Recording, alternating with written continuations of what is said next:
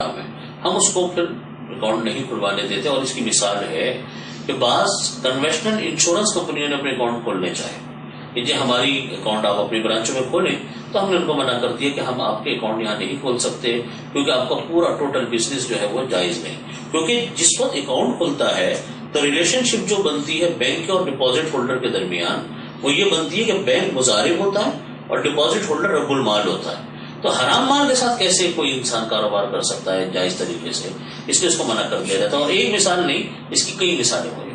اس میں ایک دوسری یہ ہے کہ آپ مجھے یہ بتائیں کہ اسلامی بینک میں ایک ڈپارٹمنٹ جیسے اجارہ ہے، لیزنگ کا چل رہا ہے، اس میں آپ نے ایک چیریٹی فنڈ قائم کیا ہوا ہے.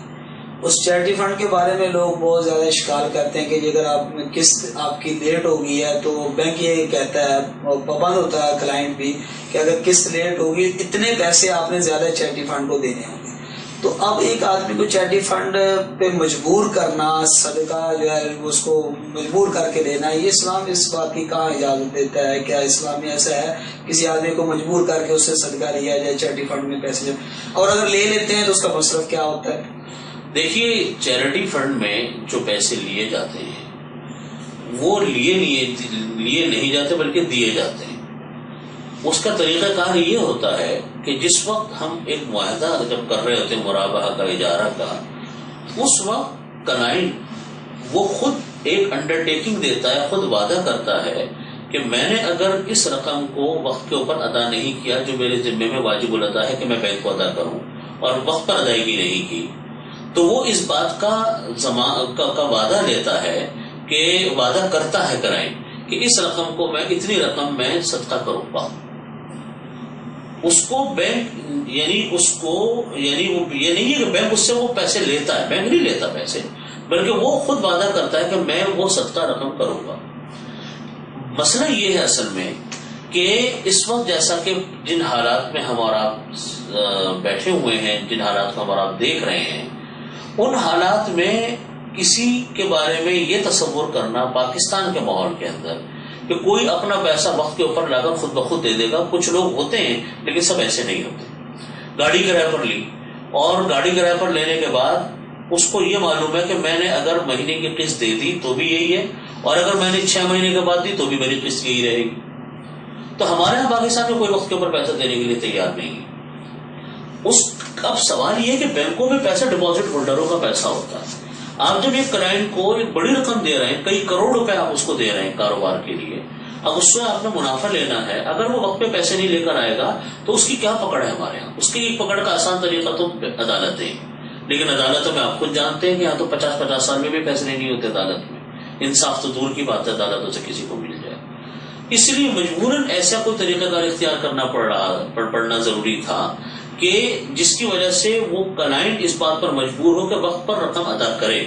میں آپ کی ڈاکٹر صاحب بات کاٹ رہا ہوں، اس میں یہ ہے کہ شریعت تو یہ کہتی ہے کہ جیسے آپ قسطوں پہ کوئی چیز لیتے ہیں، خرید و فروخت کا معاملہ ہوتا ہے، تو قسطوں پہ چیز لینے والے کا اگر یہ معاہدہ شروع سے پہلے کر لیتا ہے کہ اگر میری قسط لیٹ ہوگی تو میں اتنے پیسے زیادہ دوں گا، کہ یہ قسطوں پہ چیز دینے والا اس سے پیسے زیادہ لے لے، تو ہم یہ کہتے ہیں کہ قسطوں پہ خرید و فروخت اس طرح کرنا، پہلے معاہدہ کر لینا کہ پیسے زیادہ دوں گا، تو یہ تو بیع صحیح نہیں ہوتی.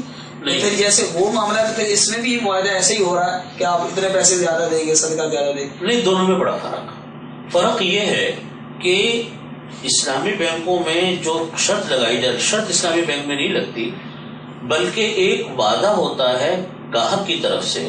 گاہک یہ کہتا ہے کہ میں نے اگر وقت کے اوپر ادائیگی نہیں کی تو اتنی رقم میں صدقہ کروں گا.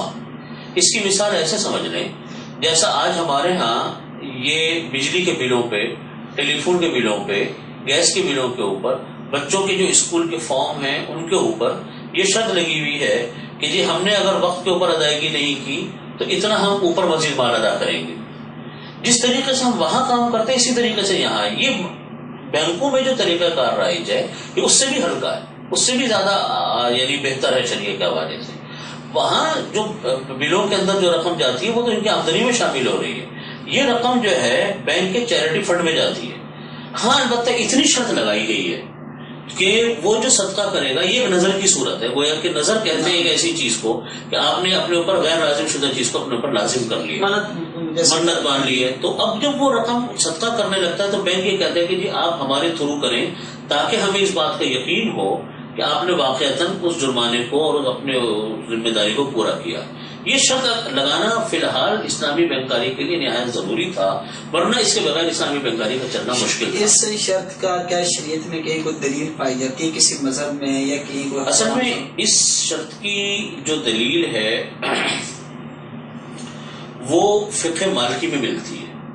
فقہ مالکی میں اس بات کی اجازت دی گئی ہے کہ بعض فقہ مالکیہ نے اس بات کی اجازت دی کہ یہ حطاب وغیرہ کے حوالے موجود ہیں جو فقہ مالکی کی معتدل کتابیں ہیں، ان کے اندر یہ لکھا ہوا ہے کہ اگر کوئی شخص جو ہے وقت کے اوپر اپنی قرضے کی رقم کو واپس نہیں کرتا تو پھر وہ اگر یہ وعدہ کر لے کہ میں نے اگر وقت پر ادائیگی نہیں کی تو میری طرف سے میں اتنی رقم صدقہ کروں گا، تو اس کی اجازت دی گئی. تو اسلامی بینکاری میں جو بنیادی ضرورت ہے وہ یہ کہ آپ سود سے بچیں. اس پر سب سے بڑی رکاوٹ یہ بن رہی. کچھ باتیں ہماری رہ گئی ہیں تو ڈاکٹر صاحب کو پھر دوبارہ زحمت دیں گے کہ وہ ان باتوں کو بھی کلیئر کرے تاکہ ہر ایک کو فائدہ ہو سکے. اور خصوصاً جیسے تکافل کے حوالے سے، اسلامی بینکاری کے حوالے سے کچھ باتیں ہیں تو پھر دوبارہ انشاءاللہ ان کو دعوت دیں گے.